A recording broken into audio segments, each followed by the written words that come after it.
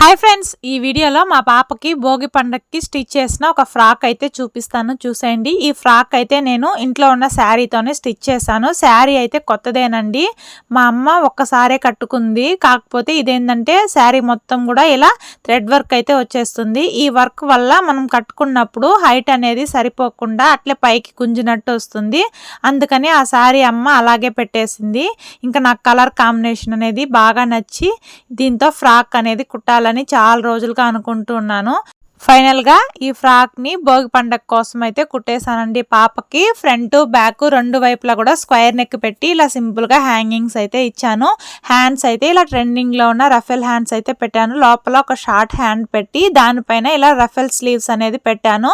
ఈ స్లీవ్స్ కి కింద వైపు మనము హ్యాంగింగ్ బీడ్స్ కూడా కుట్టుకోవచ్చండి.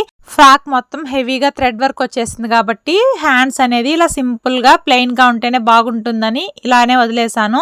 ఫ్రాక్ పాపకు వేసినప్పుడు కొన్ని పిక్స్ అయితే తీసాను, చూడండి.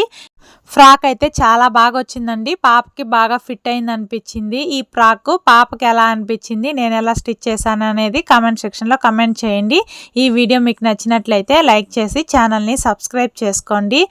వన్స్ అగైన్ హ్యాపీ భోగి అండి. Okay friends, bye friends.